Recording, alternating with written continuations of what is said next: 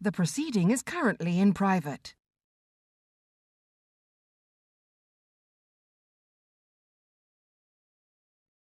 The proceeding is currently in private.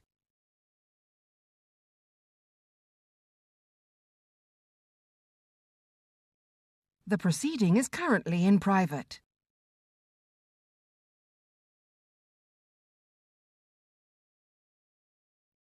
The proceeding is currently in private.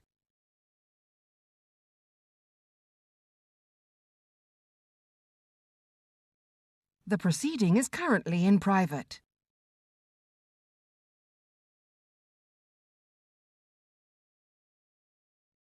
The proceeding is currently in private.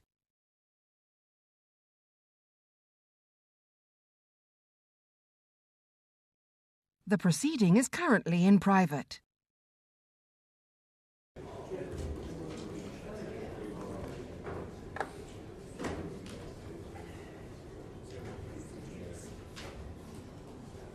Were there many people coming in to observe?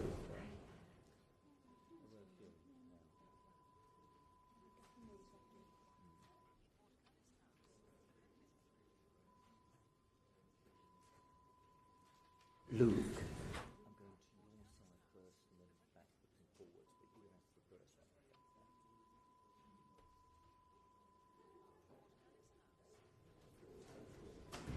Well, good afternoon, everyone, and a particular welcome to our two witnesses.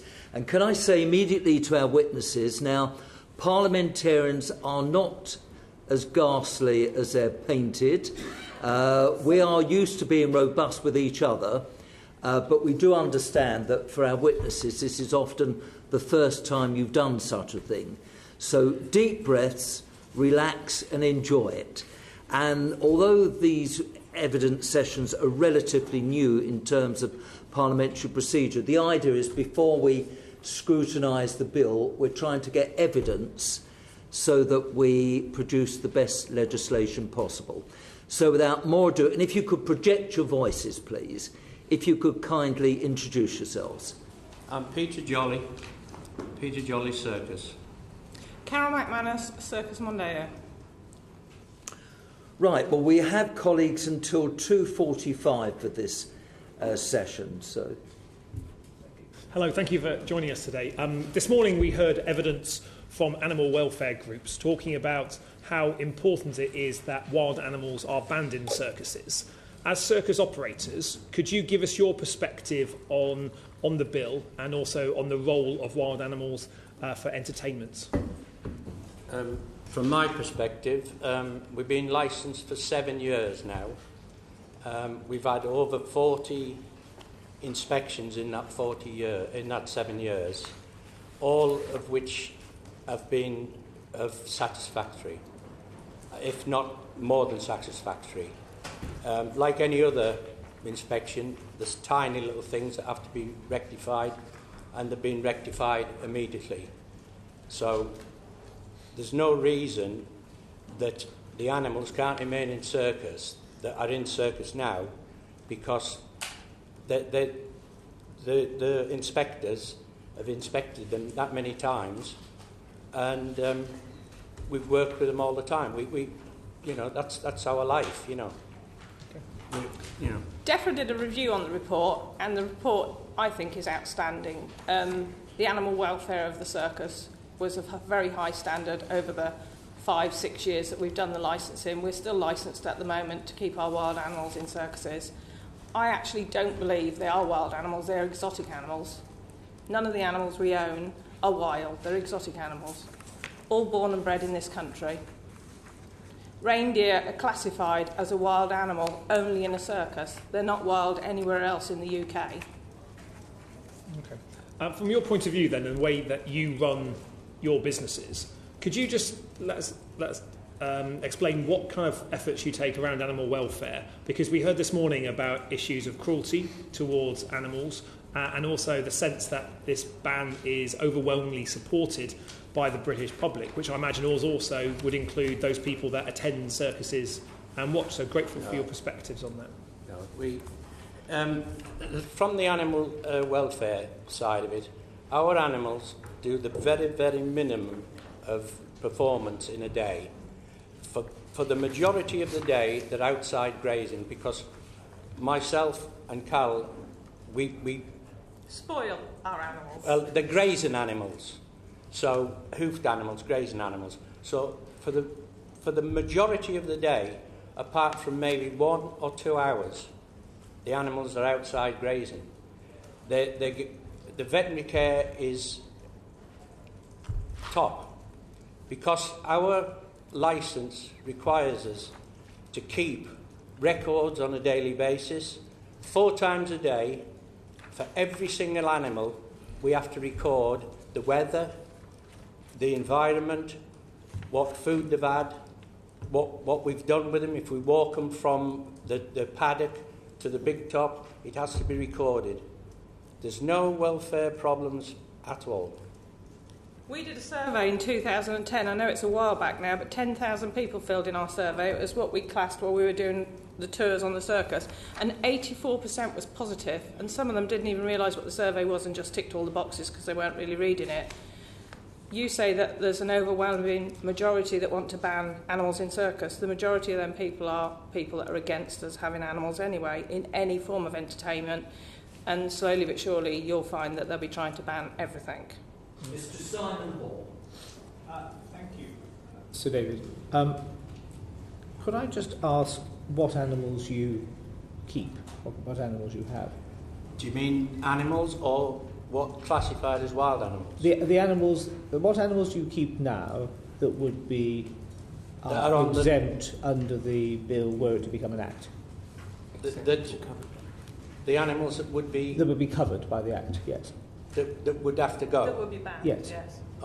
Camels, zebra, reindeer, an Indian cow, a fox, 2 raccoons, and a macaw. And I've got 1 zebra, 2 camels, and 2 reindeer that I believe are questionable anyway. What, because they're not reindeer? They're not really wild in this country, only if they're owned by a circus. Okay. There's always this fine divide. All because one can doesn't necessarily mean that one should.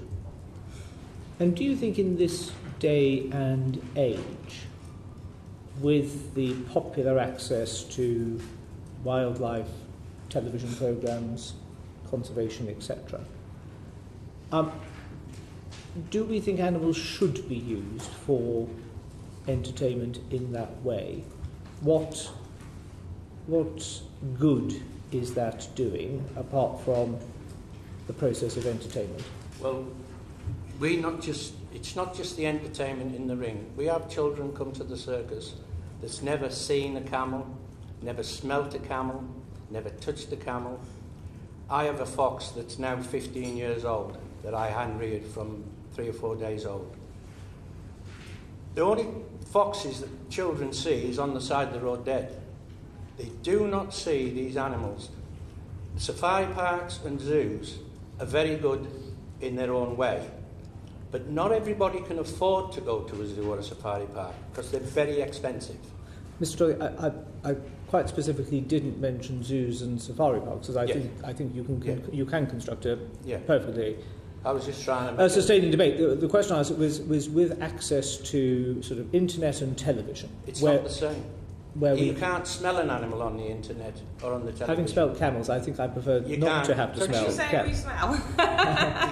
Not you, Miss MacManus, but camels are not known for their... you don't find them on the Estee Lauder counter, do you? No. So the question is, should? Yes. Why not? In my opinion, yes. Okay. Why not? Could you give me your justification for that? Well, the fact that people, and children in particular, because my circus is a family circus, so it's family and oriented, so we deal with a lot of children, and they don't get to see these things.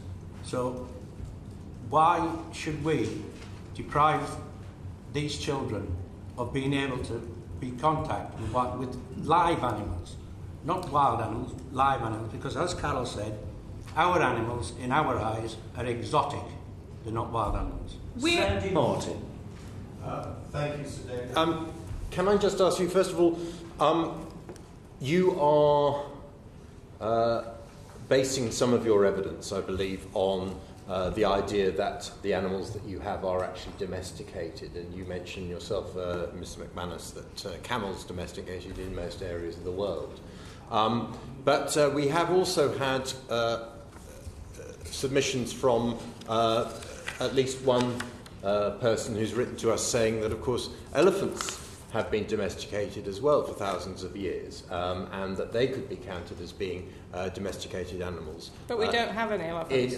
I'm not suggesting that you do, but what I am asking you is whether you believe that elephants should be counted as being domesticated animals, and if so, why we wouldn't be allowing elephants in a circus. And we've also had two pieces of submission, one from the Fédération Mondiale du Cirque, which suggests that all circuses should have animals, including lions, and by a circus in Germany, which somebody has sent in a submission from, which also has lions, and making the case that actually having lions in circuses is perfectly acceptable. Would you agree that if it were possible for you to have elephants and lions, you would do so? And would you also agree that if we don't ban wild animals in circuses, there is every possibility that somebody else will come in with a circus with elephants or lions or both? My point of view is that I don't have elephants and I don't have lions at this moment in time, and I don't intend to. So that wouldn't apply to me. But obviously I can't speak for another circus coming in from abroad. That's up to the government to, import and export and whatever, DEFRA that would allow them in, But I can't see why not. If a circus came over from another country, they shouldn't operate, There aren't many. No, I shouldn't say that, really. I think the regulations that we did with DEFRA should have carried on. I don't believe they should have stopped. That would have stopped any issues with anybody that didn't keep their animals correctly. And it's more stringent than what zoos and safari parks or any other industry has to do, what we had to do for the DEFRA regulations. If anybody does it correctly, why shouldn't there be other forms of animals in circus? But at the moment we are arguing about our animals and that we don't have any elephants or any cats. So Oliver Hield.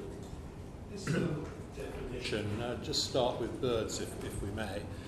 We're told that budgerigars and canaries are not wild animals. They are domesticated in Great Britain. But apparently macaws are considered wild. You've described some other issues. How clear do you think the definition is of what is or is not domesticated? Well, there's a few animals. I've got a miniature cow that is on the circus licence. It shouldn't be on the circus licence. It's a cow. The macaw, hundreds of people keep macaws as pets. Again, he's got bigger facilities than any pet macaw. He's allowed to free fly. He's got a large enclosure when he's not free flying. I had him from a home that kept him in a 2-foot by 3-foot cage. We can't, these animals in some hands are allowed and they're classified as non-wild, and because the word circus is added to the licence, they're classified as a wild animal. I mean, if you mentioned exotic animals, I think, Carol, an exotic pet is a wild animal that is being kept as a pet, isn't it? So isn't an exotic animal a wild animal? No, it's an exotic animal. Well, what's the difference? Well, my macaw was born in captivity. It wasn't a wild caught. But I was just turning to Carol for a minute. I mean, you keep talking about exotic animals. They are an exotic animal is just a wild animal. An exotic pet is a wild animal that's kept as a pet. Okay, possibly, but I've got a cockerel. He's the only animal on our circus that actually is likely to attack you. So is he a wild cockerel or is he a domesticated cockerel? because he is aggressive. Well, I'm just trying to work out what this definition that you're trying to give to us is. You know, what do you mean by an exotic animal? It's usually one that's domesticated in other countries, but maybe not domesticated here, like a camel. So then we classify that as my cow is an exotic cow because it comes from India. I mean, what we were being told earlier was that some of these, well, the wild animals are the ones which are disrupted and upset by a lot of travel. You know, that they are essentially wild animals, and although you may persuade them to perform by a form of training, you know, moving them from place to place, it disrupts and upsets them. It's something which is it's wrong, we're told. I think more distressing and upsetting is going to be when there is a ban that I have to either leave or rehome my baby camel and his father, because we've already had to do this once before, leave them behind because we couldn't take them to a site, and the baby camel spent the whole week crying. Yeah, but what about my point that an itinerant lifestyle for a wild animal, which are the ones that are covered by this bill, is wrong because it upsets them, it disrupts them. It doesn't upset them. Who says it upsets them? It's unnatural to their way of life. No, it's not. My camels load themselves when it's time to go to the next place. We don't have to lead them like a horse or anything like that. They go and get into the trailer themselves. Sorry? So what is the difference then between your camel and a horse? Well, we treat it like we lead it the same, we feed it the same. None of our animals show any sign of stress at all when they're travelling. And in fact, there's actually been some stress tests done on some actual lions, which are wild animals, and I'm sure Mr. Lacey will tell you about that later because I don't know the ins and outs of that, but they've actually performed proper stress tests. So are there any animals that you would say shouldn't perform? No. Any roofs? Thanks very much. I just wanted to pick up on some answers that were given to, in response to Mr. Hall's questions, which is about children being able to see these animals as a result of them being in a circus. Isn't it right, though, the difference between going to see an animal in a safari park, for example, is that the animal is in a habitat where they're not required to perform. Safari parks, in a way, try to recreate the kind of natural habitat the animals would live in, unlike in a circus where the animal is expected to perform for a crowd, which is completely at odds with what they would do in the wild. So I just want to sort of challenge some of those comments that you made and what you would say in response to that. I think I'd rather an animal perform in a circus than in a safari park where there's hundreds of cars going by with the fumes and the noise and the children banging on the windows. There's no comparison. Our animals are calm. They handle gently. They're not in a situation in the safari park where they might have youngsters and the cars driving past them and upsetting them. What about when they're packed up and have to travel from place to... Sorry? What about when they're packed up and have to travel from place to place? Our they move are around, don't they? Yeah. We don't pack them up. So do zoo animals move around, but generally zoo animals are not used to being moved around, so they generally, I'm not an expert on zoo animals, but I believe that they usually sedate most animals to move them around, or at least to transport them into the transporters they sedate them. We don't do any of that. All of our animals are quite happy to move along the road. They travel next to the same companion that they've travelled with all the time. They're used to the animals, they're used to the environment, they're used to us. Nothing strange or stressful. And how often are they packed up? How often do they have to be transported? They get moved with us. With us, we move once a week on a Sunday. We move once and then they have 2 days off because generally we don't work on Monday and Tuesday. And then they work, if you can call it work. They appear for about 2 minutes in the circus ring from Wednesday to Sunday, our animals, because they're not overstressed. No, it's the same. In 2013, we had 85,000 attendants to our circus. And we know that people are saying to us, we're not doing very well this year, we're not doing very well. But us with animals, we seem to be doing fine. People come to see our animals. Trudy Harrison. Thank you, Chair. Mr. Jolly, you referred to your 2 raccoons, fox, zebra, camels. If there is a ban, what would happen to those animals? Nothing. Nothing. I'd change my business to something else. But the animals would stop with me. So as a proportion of the entertainment that you provide with the circus, because I haven't been to the circus, what other acts does it include? And my circus? Yes. Clowns, acrobats, wire walking, juggling, Western act, Eastern act. But you surely wouldn't want to give all of that up if wild animals weren't permitted in circuses. I would. It's my 70th year this year, so I'm not going to change from doing the animals now. I've done them all my life, so I'm not going to change it now. Carol?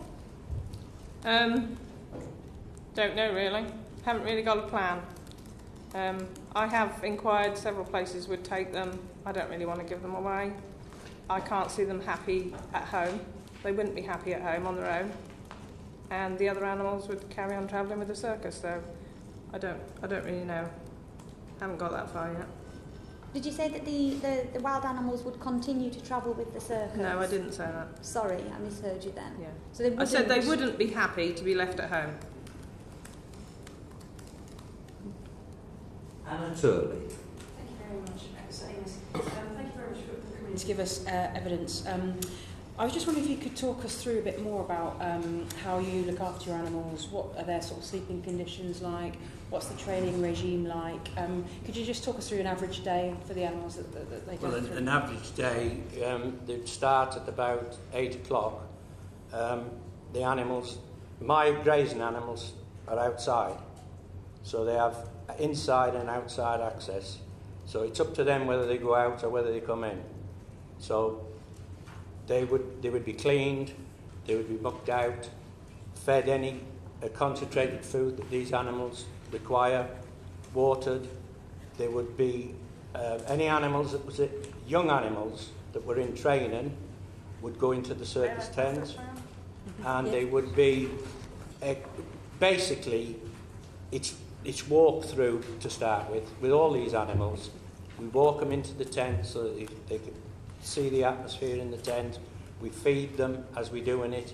So it may be 15 minutes, and then they would go back out into the paddocks for the rest of the day.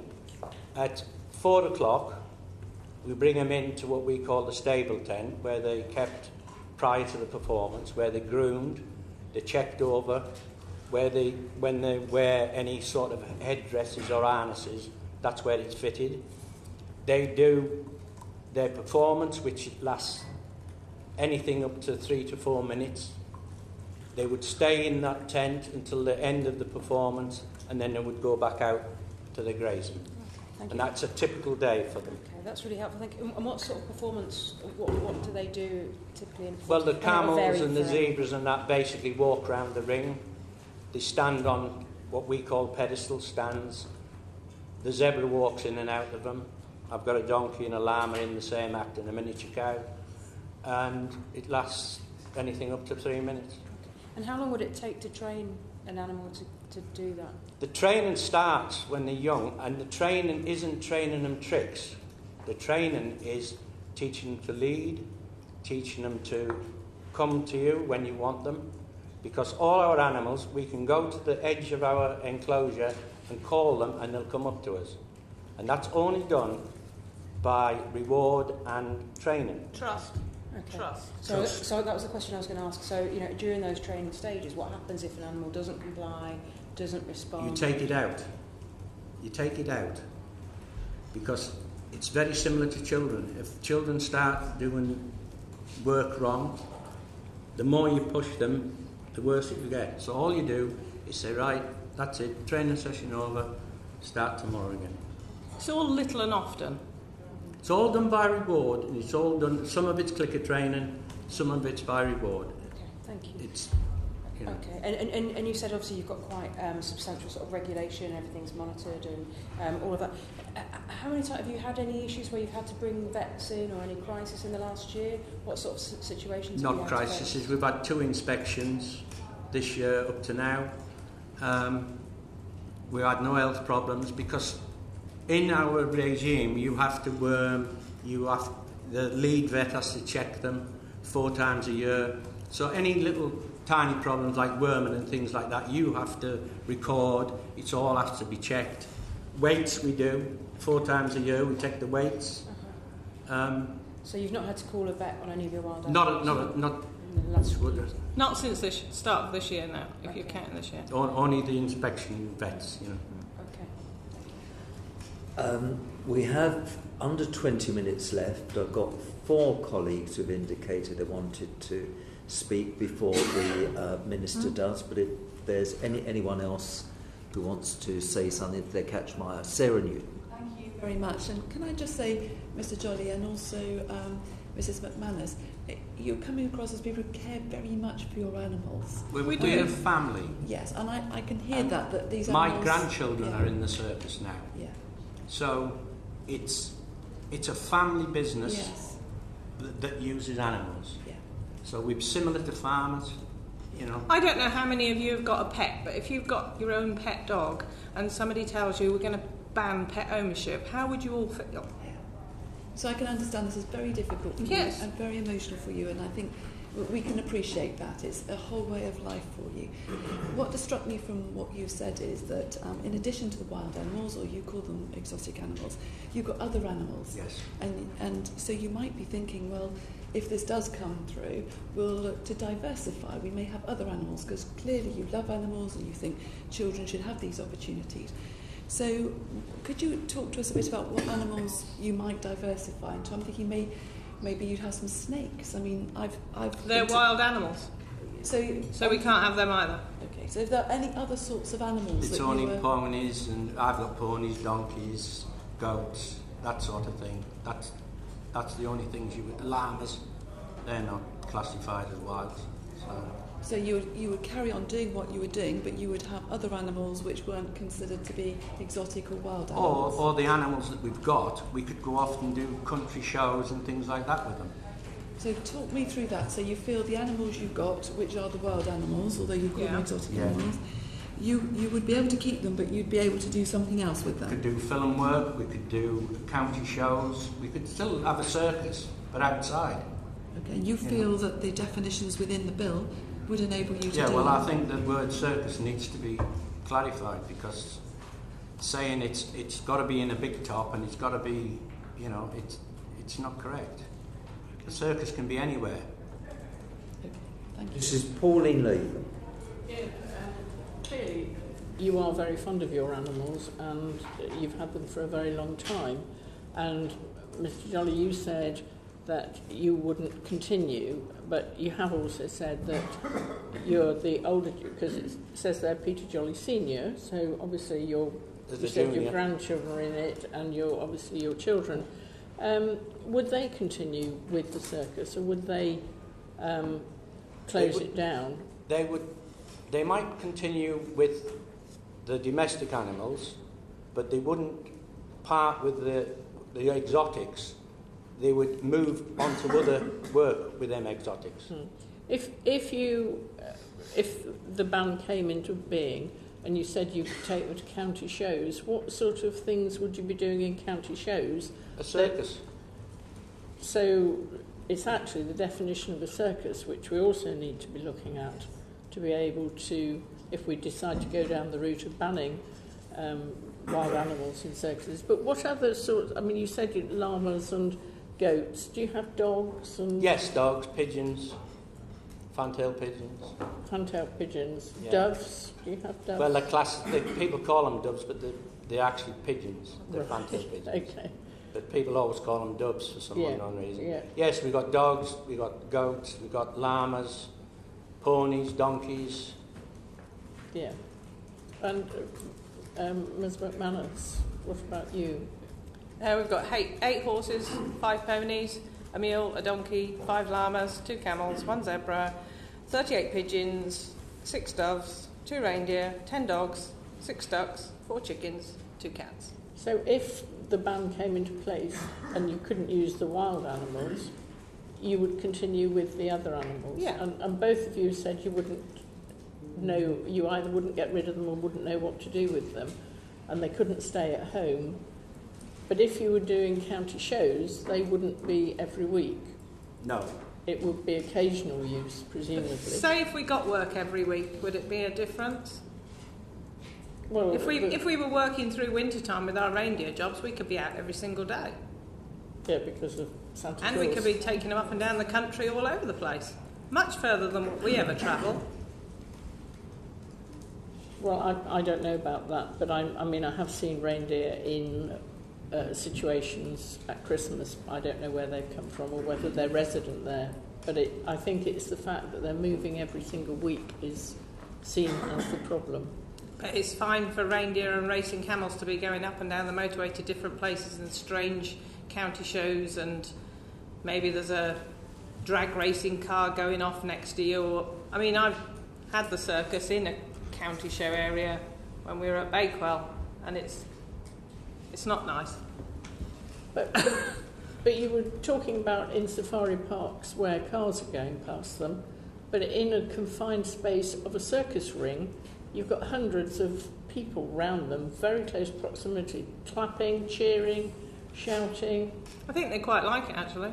Our zebra doesn't like it if he doesn't perform. If for any reason he doesn't perform, he gets stressed. He knows when the music's on. He stands waiting at his door for the young lad to take him across to come in the ring and to work with me, because there's only one handler that handles him. He likes performing. And when I had my old zebras, I used to free range around the site, and they'd be for always be in the big top where the shade was, or wandering around the site. Okay, thanks. Mr. Simon Hall. Thank you. I think you've given us food for thought, because to pick up on what Mrs. Newton has just said, it's very clear that you care very much about the welfare of your animals, and it is a strong and robust regulatory regime under which you are operating at the moment. I am, I have to say, slightly confused by the noise in a car in a safari park. No, I was on about the fumes. Well, you did actually say, Mr. Jolly, noise as well. Noise. Now, unless your audience is made up of children who subscribe to the Trappist nature of life, they will make some noise. And we all know that animals, all I've got to do is go and get my jacket off the hook and my dogs know we're going for a walk. Animals will always respond to those sort of things. But can I just put, I think this is particularly to Mrs. MacManus. The submission that you've made to us is dismissive of ethics, if I can put it that way. And I can understand why you make that argument. But do you accept these two things? First of all, that one rotten apple will spoil the barrel. And in your sector, poor behaviour has shone a spotlight onto the whole issue. And that means that the good, the bad and the ugly get hit in exactly the same way. And the second is this. I'm pretty certain, and I don't say this to draw a direct comparison, but I'm pretty certain that the family who were fourth generation bull or bear baiters, that's what they had known, said, but we've always done this. This is our way of life. And things change when perception and attitudes change. Do you accept, it goes back almost to my first question, that all because one can doesn't necessarily mean that one should, and that the time in the general national consciousness of having wild stroke exotic animals in a circus for entertainment or educational purposes has had its sell-by date, has passed, that it's a bit old hat, and that people want to move on because our ranking of animals has changed and is evolving? The majority of people still want to see circuses.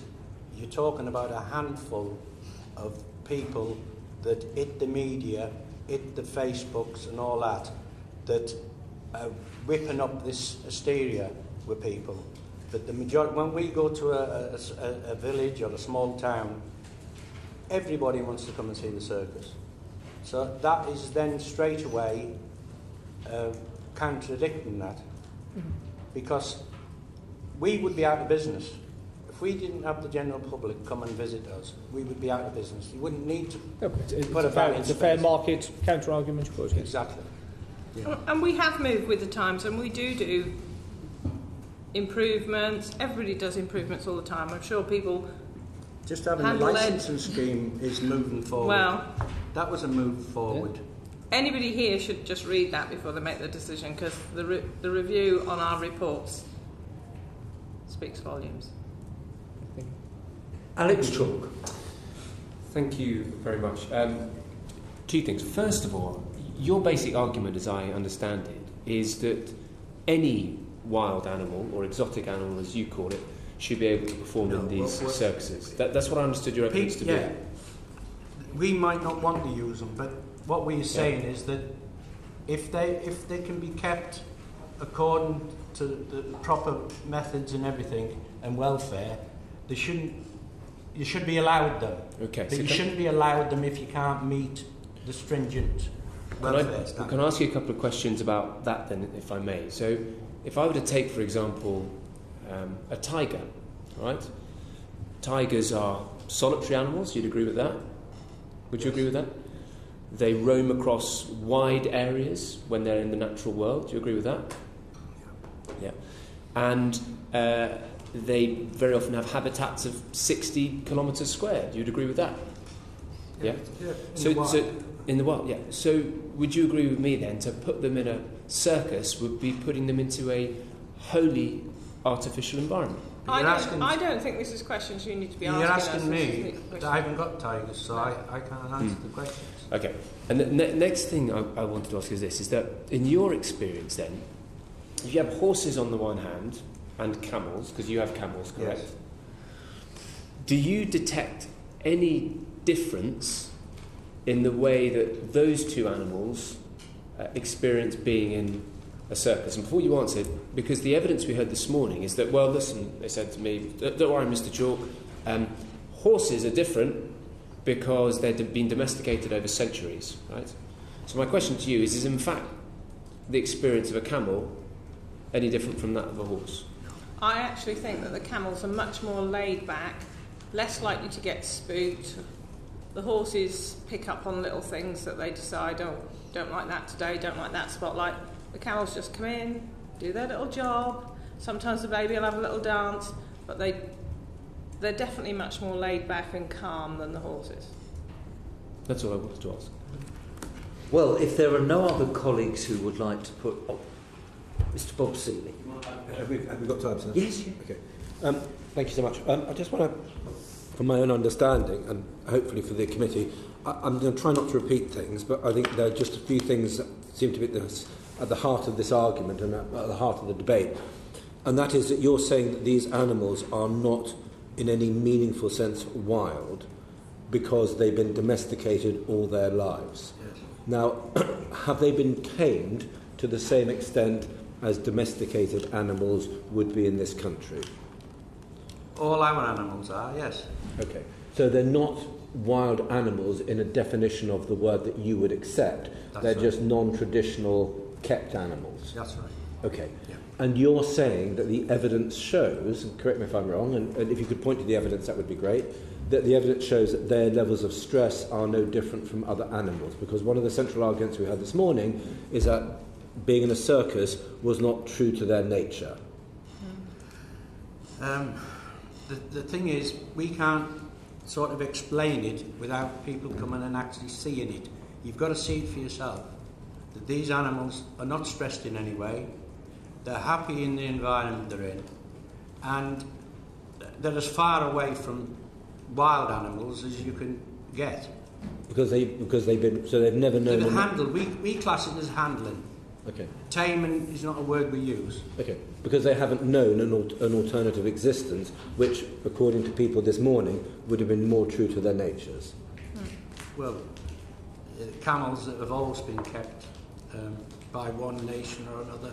Yeah. There's evidence on the internet that there's only 100 wild camels still are left, and that there are 3 different species of camel. There's the domestic dromedary, the domestic Bactrian, and the feral Bactrian.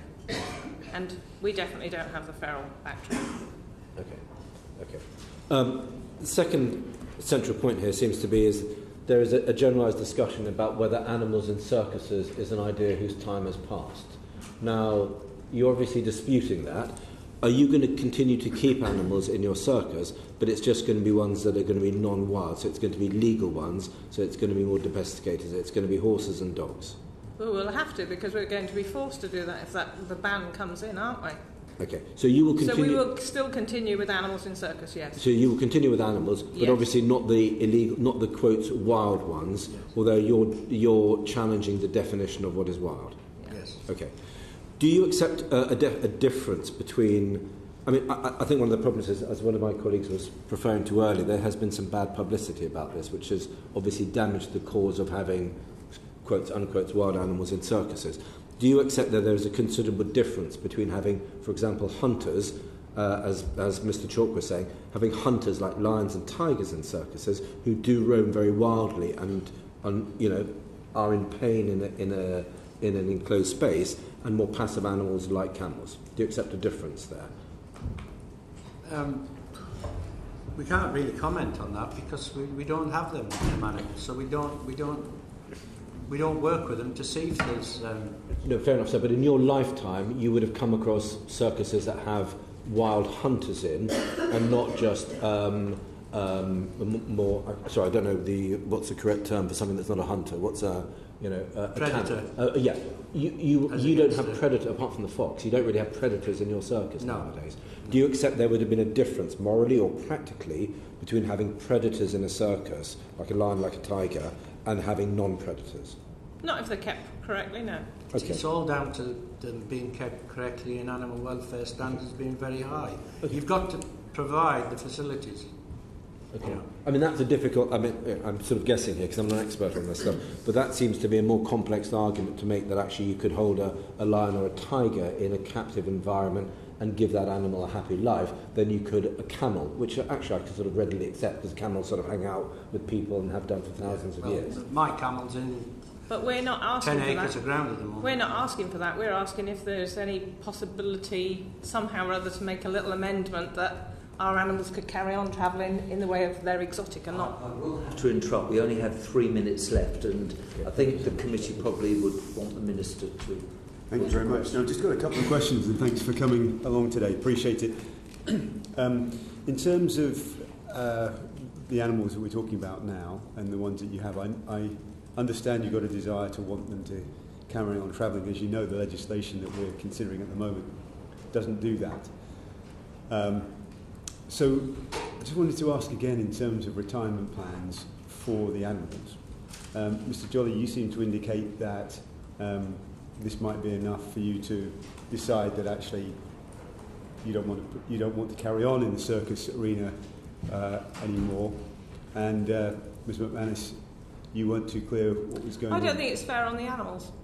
No, understood. But if... So if I leave my camels behind, I'd have to leave some llamas behind and some horses behind just to keep them company, because they were really stressed when I couldn't take them to Spalding.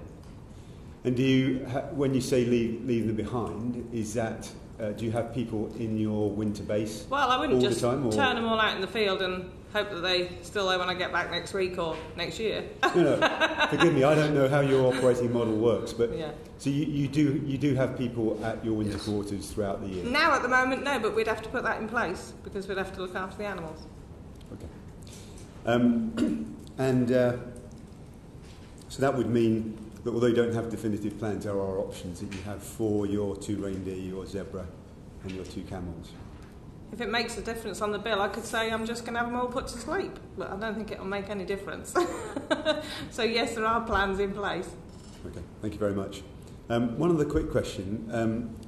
Because there is a lot of public interest in this bill, and some people want to see this happen as soon as possible, if this was to be put into place before the end of, I think it's 20th of January, isn't it, the deadline, is that right? So if the legislation was to be put in place beforehand, at an earlier juncture, would you be able to cope with that in terms of your plans? But I thought we were still licensed, and our licence was valid until 2020 January. I'm not a lawyer, so I don't know, but I'd have to get a lawyer onto the case of that, because I don't know. I thought we were safe until January 2020. Mr. Jolly, any thoughts on that? Well, if it goes on till 2020, we're in the winter quarters anyway, so... No, but say a ban comes in next week. Oh, if it comes in next week. It won't be next week, but if it was brought forward earlier, that's all. Well, we travel until November, so... Won't that contradict the legislation that's in place? Order. I'm sorry, but the time has passed so quickly, and I want to thank our two witnesses for the time that you spent with us. We thank you for your full and frank responses to the questions. You've given very valuable evidence to the committee. Thank you very much indeed. Thank you. And if our next witnesses would come forward, please.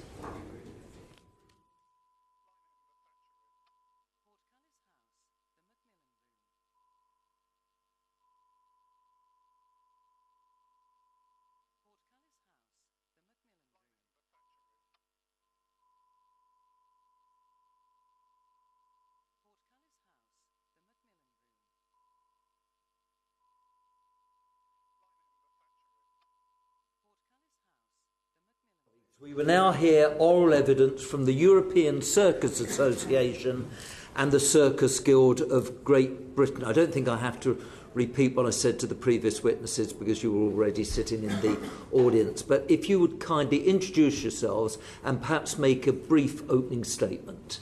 Mrs. Brown? Ladies first. Thank you. Thank you, Mr. Chairman. My name is Rona Brown, and I'm a wild animal trainer and have worked in the film industry with wild animals for 60 years.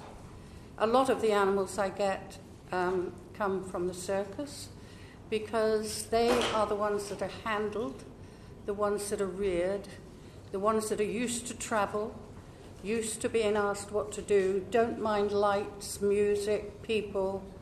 They're easy to work, they love doing the work.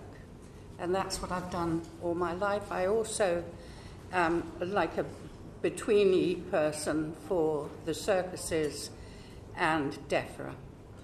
Mr. Lacey. Hello, Sir David Amos. Thank you very much for having me. It's very good that you give us a bit of time to speak.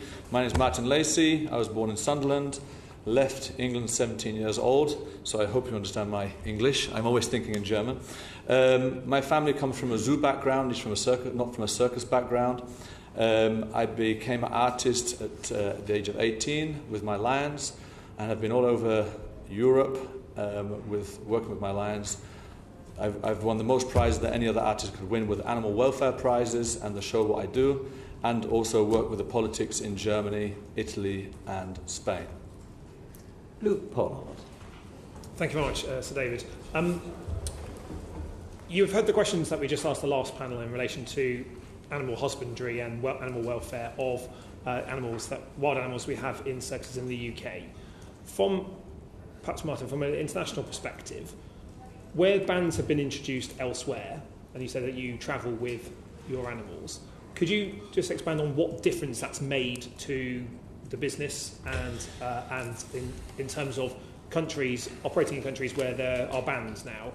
How has that affected the business of the travelling circuses? Yeah, I think the problem is the animal rights groups have made you to believe, and I've seen this many times when I work with politicians, that you're very ill-informed, and therefore the bans, what bans are that? The bans we're talking about is in Eastern Europe, where rightly so should be a ban, because they cannot even look after themselves, let alone animals.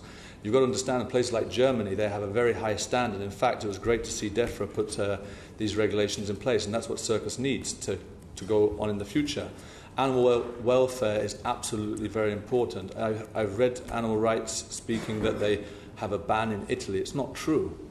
There was a ban in Austria. There was no circus in Austria to fight for circuses. So therefore, it's a little bit, the wording is changed, which makes you believe there's bans everywhere. There is problems in Germany. Of course we have problems. We have some towns where they say they don't want to have wild animals, and we've been successful every time with legal action. Because there's so many studies and facts, it's not what I say, it's actually facts, that the animals are good in the circus, which can answer many questions which were asked before. It was already proven in the 80s by the RSPCA, by Dr. Martha Kiley-Wellington, already until I think it was the last report in 2010, that it's fact that the animals can be good in the circus. So therefore, when you ask me about the change of bans in Europe, I work in Germany, Italy, Spain, Monte Carlo, where they have the biggest circus festival in the world. And there is no bans. But yes, there is other countries where there are bans. I've never worked in those countries. And it's very, very, it's not brought out in the right way. I mean Cyprus, I don't even know of a circus that would have been in Cyprus. So there's places which are banned, but it's a bit wishy-washy.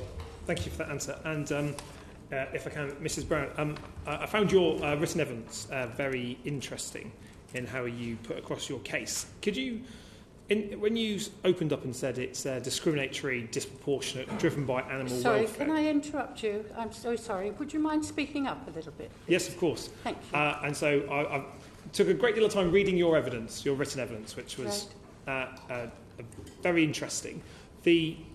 Your submission says that the bill is discriminatory, disproportionate and driven by animal welfare groups. Do you think that there is an animal welfare problem with wild animals in circuses at the moment? Because we heard this morning that there are examples that the animal welfare groups provided where they regarded the animals as being poorly treated and being out of their natural environment, causing great deals of stress to those animals. I'm just wondering how that evidence we heard this morning fits with your view that this is unnecessary. Well, I think it's totally unnecessary because we do have laws that cover and look after animals in the circuses. We even had, when the circus regulations came in, there was a circus that did have lions and tigers, and it worked very well. And it depends whose hands the animals are in, whether they're any good or not, whether they're looked after properly. And what these circus regulations have done is to ensure that, first of all, the animal welfare is good, the animals are looked after properly, the people who look after them understand what they're doing, and that there is no unjust behaviour towards the animals. When I said it was driven by animal welfare, I meant animal welfare rights, people who think it's wrong and try to convince everybody else in the world that it's wrong. And of course, in every industry, in every sector, there are people who do wrong things. And you have to have laws to protect whatever they're dealing with, whether it's children, old age people, animals, or whatever. And that's where these regulations have done really well, because they can ban the bad people, not give them a license, make sure they're doing the right things, but support the ones that are doing it correctly. And all the people who go to see it have a choice whether they want to go and see the circuses, and they choose to go and see it. It's all very well saying 97% of the British public support a ban. There was only 12,000 replies. What have we got, 66 million people here? That's minuscule, the people who replied. The people who actually, the footfall of people, families and children who go to see circuses think it's wonderful. They don't like bad circuses, neither do I, and I've seen bad circuses, and I know what I like and what I don't like, and I don't like the bad ones. But I will support good ones, and I do support this licensing system we have. Okay, thank you. I should have advised everyone at the start that this session can run until 3:30. Mr. Bob Seeley. Thank you very much indeed. Can I just ask, you said animals, Martin, you said animals can be good in the circus. When you mean good, you mean that they can lead happy and fulfilled lives, despite the fact that it is very alien from the natural environment that they should technically, that animals were designed to appreciate. I understand all your questions because, like I said before, I've learnt and I've worked with politicians where I understand that they actually really don't understand so much about the circus, because what we've got to understand is the circus is 250 years old. I'm an evolution from the circus over 250 years as an animal trainer. That means these questions, I was in boarding school in Lincoln, these questions I have from my friends in the RAF, in the army, in normal life, not circus life. And it really interests me about stress. Do animals have stress when they travel from town to town? I was the first person to do stress tests with my lions. where many people said, don't do that because maybe they have stress. No, because we love our animals. We want to see, is it really bad for them to travel? I was the first person that did checks with my lions, with lions in Africa, with lions in Zurich Zoo in Switzerland, a private handler, and by me, if the animals don't do enough. In fact, the studies show that my animals were more busy. In fact, we had to make sure they didn't do too much, because you have to understand, if you really understand about a lion, they need 18 to 22 hours rest. When you have 2 shows a day and training, actually they have a very full day. And therefore, just going back to what I said, my family come from zoos. My mother and father in the 60s said this, and everybody thought they were crazy because they were doing shows in the zoo. They owned Sherwood Zoo and Sunderland Zoo. And therefore, then they went into working with the animals, because it actually proved, again, on fact, Martha Kylie-Worthington, that the animals benefit with training. But that has to be animals that are brought up in that environment. You're taking a wild animal. Who's talking about? No, I'm just saying. Yeah, the theory. okay. But I mean, it's a bit like if you bring up a kid, you either give it a very stable life or a life where. Correct. You know, if you're going to go around the world. Absolutely correct. Yeah. Absolutely correct. And exactly what Rona was saying. You have good and bad of everything. This is in every walks of life. We have good politicians. We have bad politicians. We have good animal trainers, bad animal trainers. So, like I said, just that you know from where I'm coming from, I've worked since I was 17 with big cats. We're inspected every week, the vets in Germany. The inspection is a little bit more rigorous than in England. And there was never a prosecution brought against me. In fact, the vets say they always speak words about my work. So when you ask me about the animals in the circus, you have to understand many things. And that means things have changed. I keep hearing about tricks. There is no tricks in a modern circus. It's natural movement. We are working with animals. My lions are 22 generations born in circus. Yes, they will still be classed as wild animals. They still have their instincts. But just like a dog walks around before it lays down on the floor, that's instincts what dogs have from when they were wild dogs, because they're getting rid of the snakes on the floor before they lay down. So the instincts will stay in the animal. But scientific reports to see if these animals have everything what they need, we have done all these reports. We've done, are they stressed? Do they have what they need in nature? Do they have their social group? Are they busy enough? All these things we ourselves, us as animal trainers, look for. We ask for these studies to be done, and they're controlled studies with vets, because we want the best for our animals. Everything has evolved. Zoos before had animals in small cages, evolved into natural gardens. Circus has also evolved. Okay, but it is a different...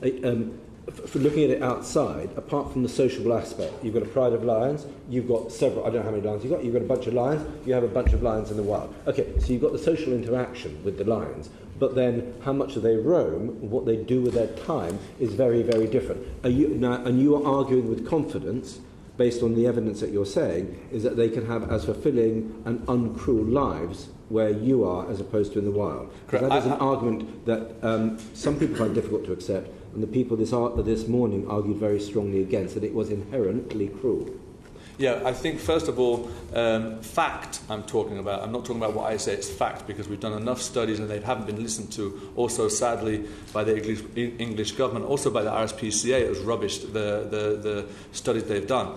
But just that you know, afterwards, because we don't have much time, I just gave you a modern way of how lions would live in a circus. I have a book. It's all in German. Of course, we don't speak German, but I've translated a foreword there just that you understand what it's about. There's lots of pictures, lots of size about what we do with the animals. That gives you more. If you're interested after the meeting, then I've made the books for you. It was very short notice. They told me on Thursday to come. I flew in this morning from Frankfurt. So I've done that for you, that you can understand that things have changed. And I can understand you because the last, I think, 20 years, you haven't had a circus with wild animals, is that correct? Well, we have. At the beginning of the regulations, Peter Jolly's circus had 3 lions and 2 tigers. Was it a good example? It was very well put together. Okay. Yeah, it was Peter. It was Peter's license, and Peter monitored it and looked after it and made sure everything was correct. They left Peter's circus after the first year, and they, on their own, they haven't been able to get a license since. But it does show that wild animals like lions and tigers can be looked after properly and comply in the circus. And what is their life expectancy in the That's a wild very good question. your In the wild, the life expectancy for a lion would be 9 to 11 years old. Because now, as we all know, the wild is getting less and less. There's controlled parks. The lions are living to around 12, 13 because it's a controlled park. It's not like before, and the wild, very sadly, is we don't know what's in the next 20 years. Therefore, we should actually support good run circuses and zoos.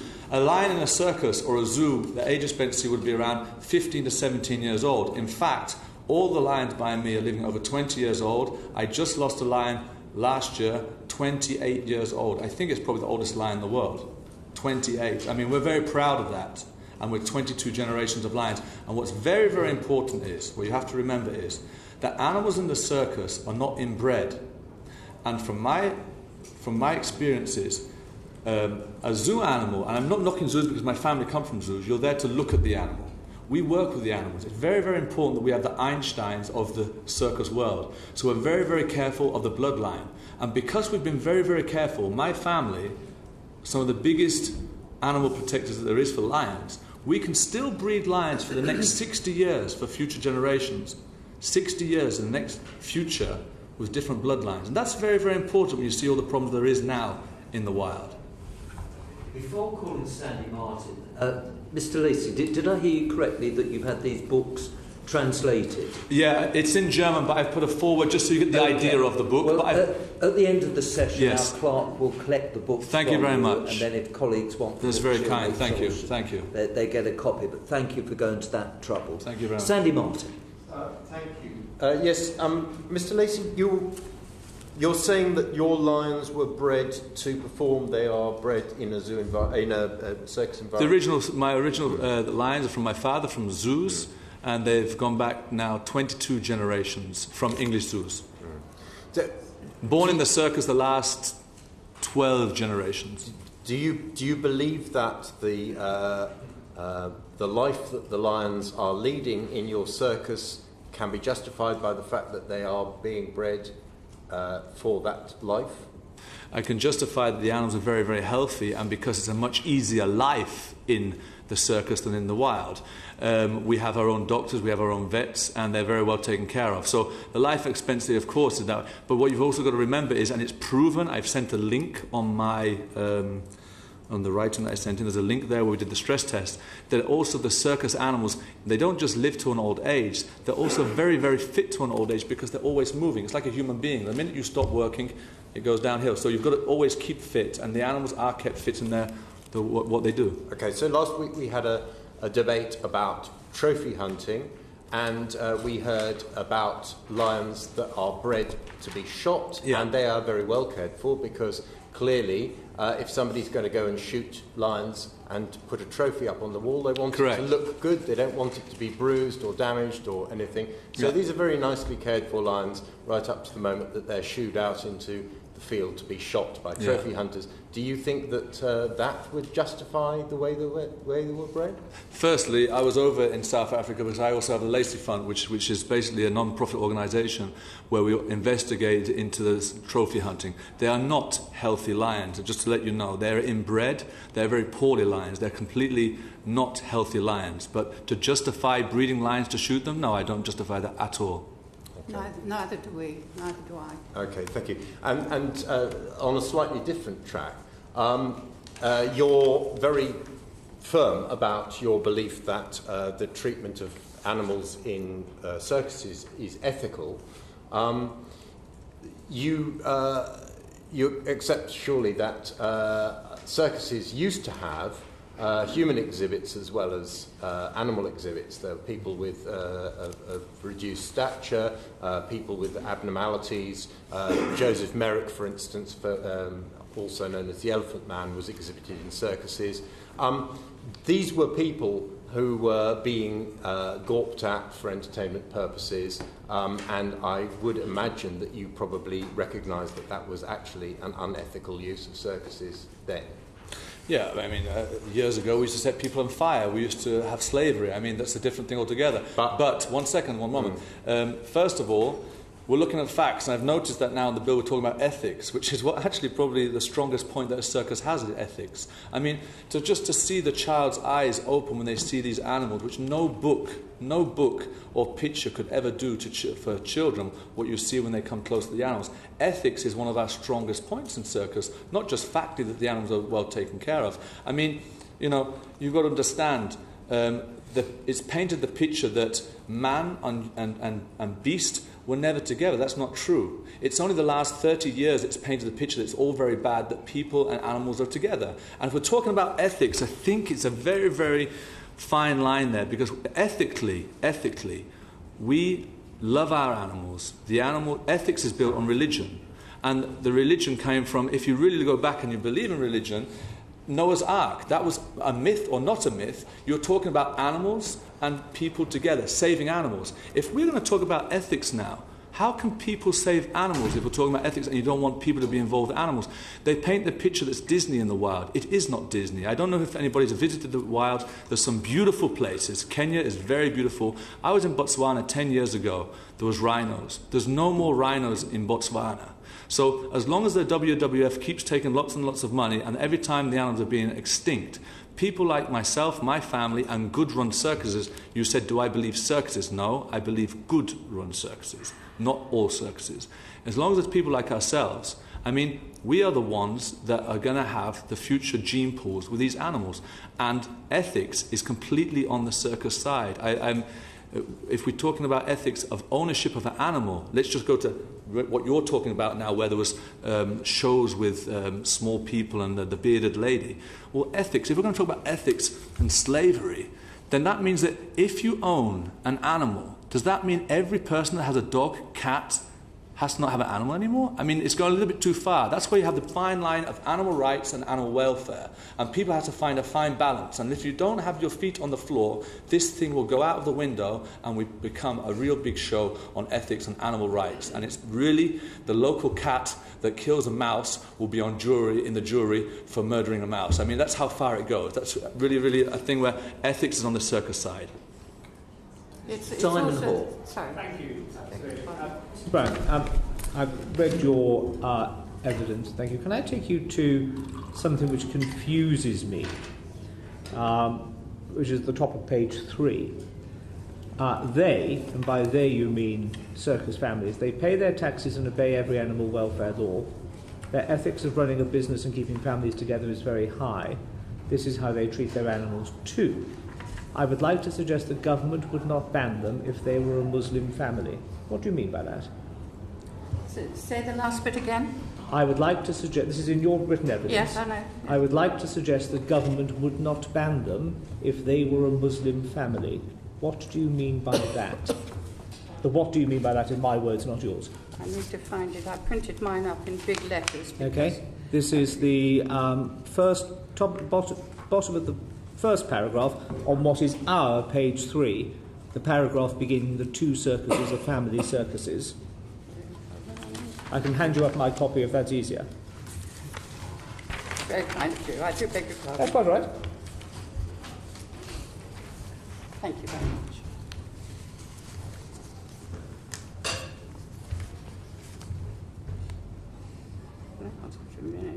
The animals have no concept of being demeaning. Is that the one? No. It's the reference to they wouldn't do this if they were a Muslim family. I think I've highlighted the Yes, extract. you've highlighted that one. Yes. I wasn't certain the point that you were seeking to make. I'm sorry, I can't. Oh, maybe it's here. So, No. You are on the right page. So is it this one that you've highlighted? No. Just above.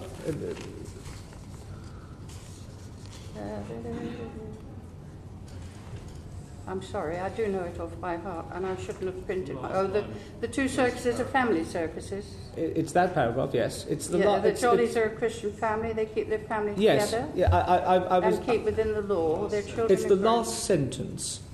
The segue is, of course, the reference to Christian family at the start. I would like to suggest that government would not ban them if they were a Muslim family. Yes. I wonder what you meant by that. Well, I meant by that because it seems to me that you have to be...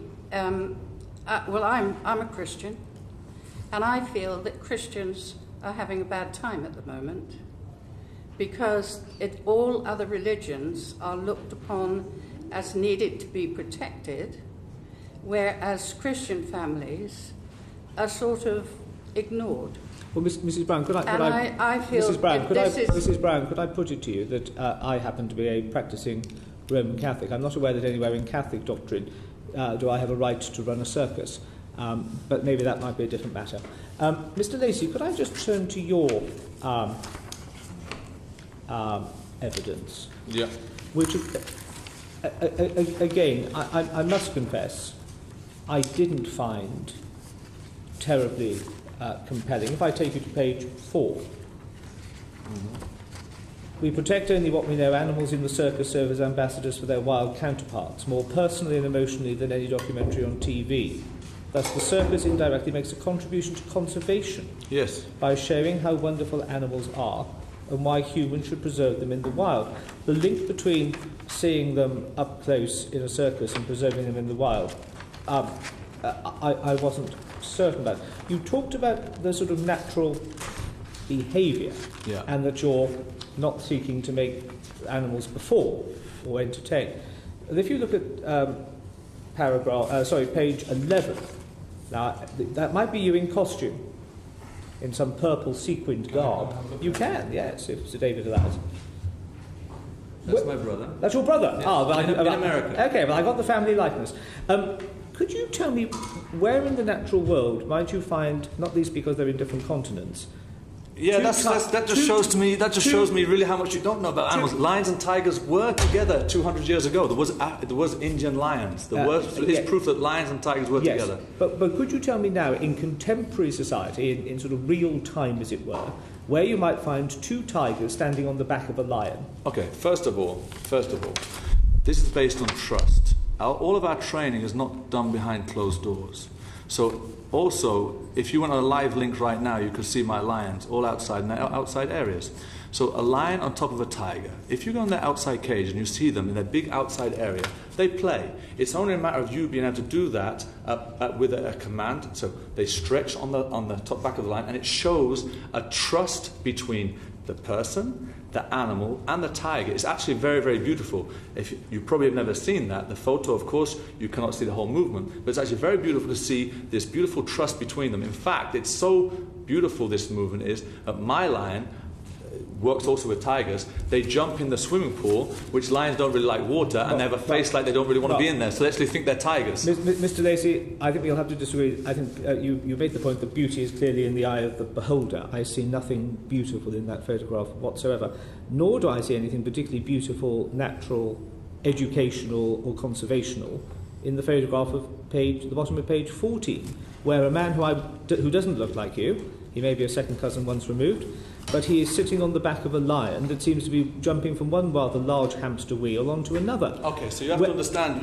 we live in a very, very changing world. That's in Russia. Russians have a completely different aspect on animal ways of training. And therefore, when you work with people around the world, I was over in Moscow, for example, and I went to talk to them about animal welfare.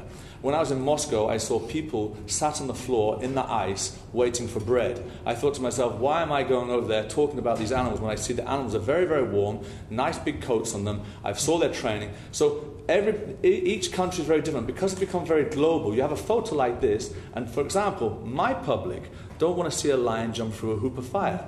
Hoop of fire is not a problem. That every police dog does that because it's a sign of trust. But it's not what I want to see nowadays. Mr. Lacey, I must intervene now because we only have 16 minutes I have the left, final question. Sorry. And I've got no. Oh, sorry, Sir I'm going to move the question on. I've got at least 5 people wanting to ask questions, and I want to bring the Minister in. Fang and Debonair, who we haven't heard from. Thank you, Sir David. I have a follow-up for Mrs. Brown. Mrs. Brown, my colleague asked you then why you thought it was necessary to say that you would suggest that the government would not ban wild animals if the Jollies were a Muslim family. And I would like to push you on that because you said that you felt that Christians were being ignored. That may well be so. I have no comment on that. It's not my experience, but you may well have that belief. But how is that relevant to a ban on wild animals in circuses?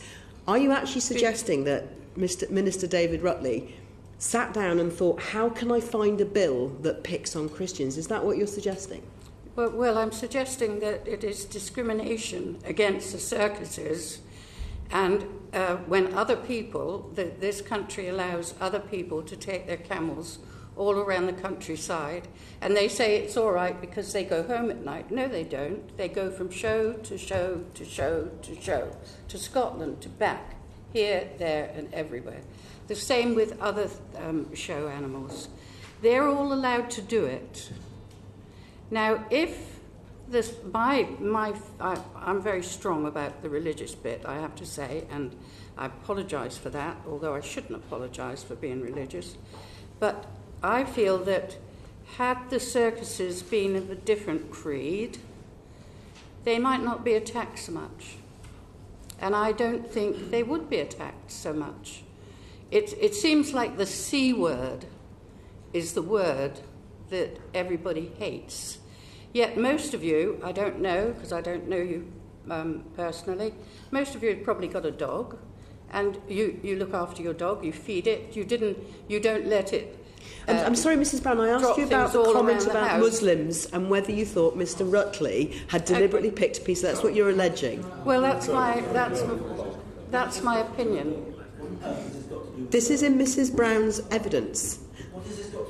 This is in Mrs. Brown's evidence, and I want to know what she thinks it's got to do with Order. Look, I and the clerk had a discussion about this. It was submitted as evidence, so perhaps if you could just make one more point and then we'll move on to the next question. Mr. Lacey, you also referred to the past abuses of people in circuses as irrelevant. And you also referred to slavery, and you said that that was also relevant because things move on. And I think you may have missed the point my colleague was trying to make. Things do indeed move on. And we, both sides of the Houses of Parliament, now believe the time has moved on sufficiently to ban the use of wild animals in circuses. It's a very specific bill. You made a comparison with a cat murdering a mouse, the slippery slope argument. This is a very tightly drawn bill. So I wonder if we could focus you just on this bill, not on where it might lead, but this bill itself.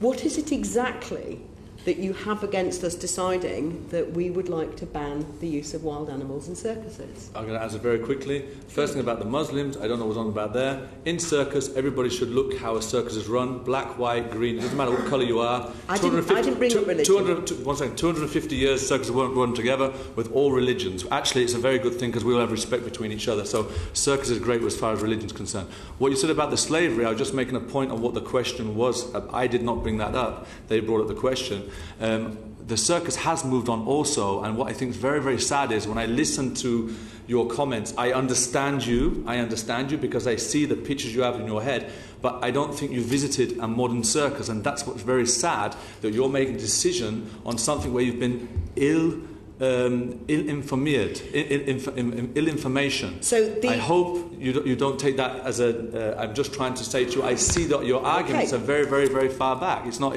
So the Welsh Government commissioned a report from Bristol University who said that they found extensive evidence supporting a ban. Are you aware of that report? Which report was that one? There's a report by Bristol University that was commissioned by the Welsh Government. The Welsh Government? Yes. The Welsh Government, I have to say, to be fair to the Welsh Assembly, they were the only people in positions like you're in who came to see the circuses. They wanted to bring in some mobile animal exhibits, license. They were thinking about doing this, and they came to me and asked me if they could visit the circuses to inspect them. And I asked the circuses, and quite rightly, they said, yes, no problem, anytime, come. So it was arranged. They came to the circuses to do inspections. They brought vets and local authority people and people like yourself. They came, inspected the circuses, wrote the most glowing reports, and we were very pleased. I can't honestly say the same for DEFRA at this time, because we don't believe any of you have ever come to see any of the circuses. So I don't know about this report now, but I do know that because I do everything for my animals, we've had many reports and it's always been positive for the animals. It's been proven and proven time again, but I do not know about this report now. So we only have 10 minutes left now. I'm sorry, there's still 4 or 5 more people. Thank you. Oliver Hild. Yes, Brown, you have a livelihood which is providing animals to the movie industry and television, I believe. The film industry, yes. And you get them mainly from circuses, or they're the ones you prefer? Most of the wild ones, yes. So they're a huge resource to the film industry. I made a movie, I was in charge of animals in a movie called Flyboys, which had a lion in it. This was a few years back, and I provided the lion. It came from a British circus. The movie cost £90 million. 60 million of that was spent in the UK, on UK staff, presenters, actors, everything else. Unfortunately, not all on the lion. And we travelled all around the countryside working with this lion. We travelled here to there, location to location, travelling like they do on the circus, and we worked it in here. Had I not been able to secure that happy, healthy, friendly lion, they would have made it abroad, and we would have lost that input. I've had zebras off Mr. Jolly's circus in movies. So from your point of view, you have a clear financial interest in ensuring that as many wild animals and types of wild animals are in circuses. Is that correct? I'm really sorry, but I can't hear you. You have a financial interest in ensuring that as many different kinds of wild animals as possible are available in circuses for your use. First of all, I have no financial interest in it because I'm retired. Secondly, there are other places that you get wild animals from, and a lot of the movies now, because of the shortage in the UK, are made abroad. I made a movie in Malaysia with 23 elephants because we had no elephants here. I made a film in Thailand with 14 orangutans. So they take their money elsewhere. When I was a child, you could go to a circus and you could see orangutans, gorillas, every conceivable kind of animal. And, of course, that's changed over the years because people no longer accept it. Don't you think the old days have gone, Mrs. Yes, Brown? of course they have. And I would not like to see primates back in the circus. I have to declare an interest here. I wouldn't sanction it. I wouldn't like it at all. Yeah. What about you, Mr. Lacey? Because you're using primates in the circus, aren't you? Primates? Not at all. Right, so you're just cats. Are you big cats? Big cats, correct. Yeah. Is there any particular kind of wild animal that you would say shouldn't be in the circus? I think the answer to that is, it was kind of said before, but basically the answer to that is I'm not the person that can set laws. I think the standards, and I think that animal welfare is much more understood about what animals need. And I think, therefore, the experts, the vets that write the laws and study the animals, find out what the animals need. That means, I don't think it's a question about banning. I think it's a question about having a legislation where you say the animal needs this, this, this, and this. And then, therefore, can the owner provide that? If they cannot provide that, then they shouldn't have the animal. That's the end of the story. But I don't think it's a question about banning. Sorry? Any kind of animal, any wild animal should be able to be in a circus, is your view, is it? I think if you can give them what they need. I'm not an expert in primates, but I don't know what they need. But if you can give them what they need, as far as obviously a zoo is, they understand what a primate needs. But if you can give them what they need, then I have no problem at all. No. Isn't it time to put the old days behind us? Well, they are. When was the last time you visited a circus? Long time ago. Yeah, I would invite you to us. I'm sure you'd love to see me work with my animals and show the beauty of my animals. I mean, I've sent a link. You have to check the links, but I think it's very sad that obviously England does not have the shows of what we see in Monte Carlo. Every British person that comes to visit us, they love it. So. And the old times are behind us. We used to put little boys up chimneys to sweep them. Exactly. We don't do that anymore. They don't do it in circuses anymore. Yeah. And they haven't done for the last 20 years. It's because we changed the law. Yeah. Rosie Duff. We've heard today from the RSPCA, the British Veterinary Association, the Freedom for Animals organisation, Animal Defenders International, Born Free and PETA. Why do you think that they are all so supportive of this bill if, like you say, you're so concerned about animal welfare, and you obviously do a lot and invest a lot of money, why are they so supportive of the ban of wild animals, do you think? Well, I definitely think there was problems in circus before, and it's been going on for the last 40 years. So 40 years ago, there was definitely, in England, situations where you had good and bad circuses. So that's where it started. But the truth is, you only have to go on the website. I don't have to make publicity about Peter. The ideology is to have no animals anyway. So that is their future, how they want to do things. Everybody should know that here, sitting here.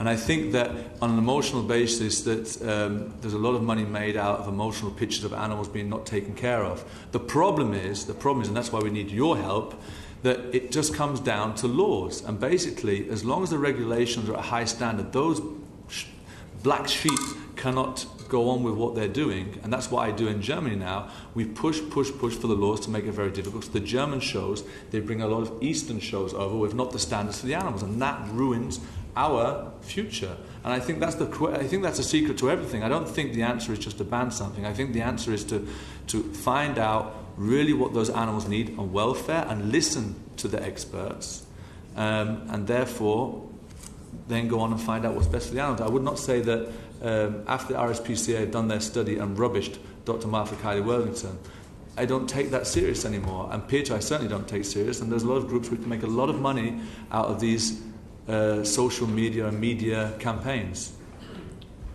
Thank you. Well, if there are no further questions from colleagues, Minister.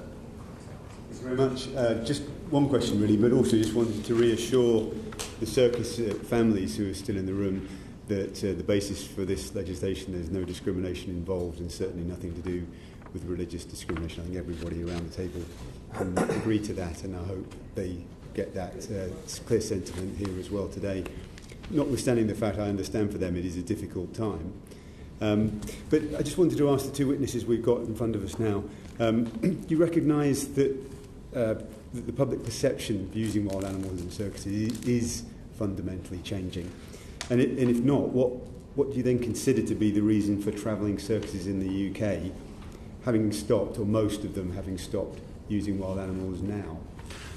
Well, I think it's definitely much harder to run now. For example, it's a lot of costs to take care of animals. Just for my lions, we have our own lion clinic just outside Munich, and it costs 20,000 euros every month just to feed the animals, just to feed the lions. So obviously the expenses are very, very high.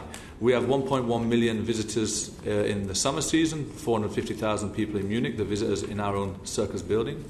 So obviously there is a lot of interest there, but I'd also agree there's a lot of scepticism over circus, and therefore our way is just to be open. We're very open. We show everything, and everybody that knows us know we love our animals and care for our animals. And me personally, I do a lot of scientific work, because I know that I'm good at my animals, but to prove it to politicians, I need to work with scientists. So we try to find out. We're just doing another test now on stress tests. We did one with the travelling, and now we're doing another one to back that up. So I think it's the future. I have a son, he's 11 years old, he's here with me, he flew over, he was interested in this, he loves his animals as well.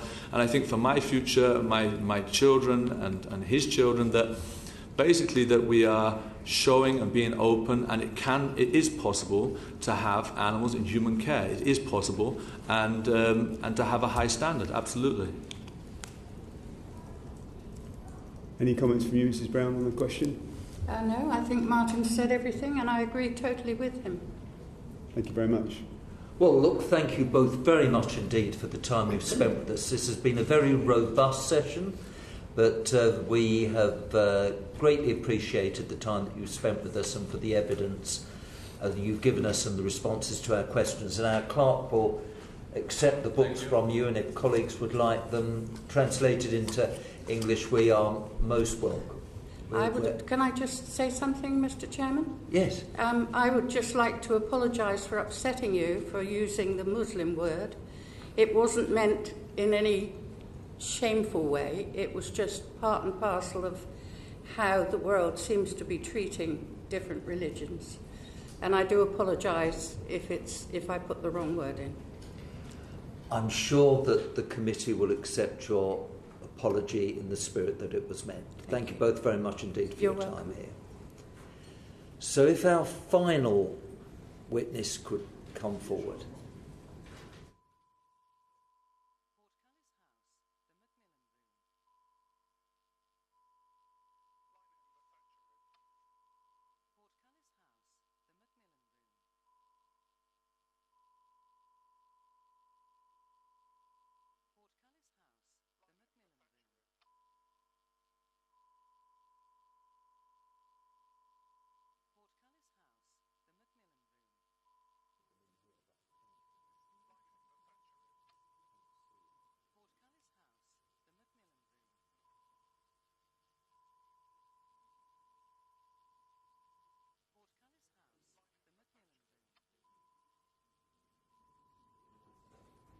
Well, welcome, Mr. Radford. You've been sitting there patiently listening to the proceedings thus far. If you would kindly introduce yourself. We have until 4:30.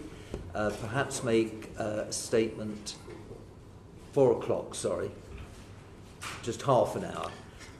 And if you would just kindly make a statement about your... Thank you very much, Chairman. I'm Mike Radford. I'm an academic lawyer from Aberdeen. My areas of expertise are animal welfare law and constitutional law. And I also chaired the Circus Working Group in 2006-07 and issued a report at that time. I hope that the written submission I put in is of some help to the committee. I think it would be useful, with your consent, Chairman, to talk about some of the technical legal issues which surround this question. On the surface, it looks straightforward, but as the time that it's taken to reach the point that we've got to indicates that it's actually significantly more complicated than might be at first thought.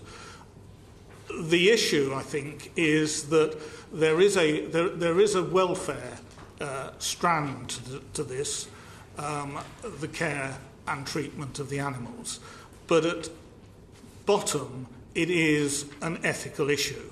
It's a question, and that's a question of judgment for Parliament to make. The problem that, I'll be as quick as I can, but I think it is relevant. When the Animal Welfare Bill was passing through Parliament in 2005-06 time, there were amendments put down in both houses to ban the use of wild animals in circuses. The government at the time did not want anything banned outright on the face of the Act, and therefore an agreement was made that the amendments were withdrawn and ministers would ban particular types of animals by way of regulations under the authority of the Act. Ministers made the point that any ban would be on scientific evidence. As a result of that, the Circus Working Group was established, of which I was chair, and the problem was, firstly, it had very narrow terms of reference. Performance and training were specifically excluded, largely because the government at the time were intending to deal with legislation dating from 1925. There was also a interdepartmental issue because the Department of Culture, Media and Sport were also involved with performance animals in television and film. So the terms of reference were narrow to essentially transport and housing. And there was no money for research. It was essentially a literature review, and both sides of the debate that you've been presented with today were invited to submit their own evidence.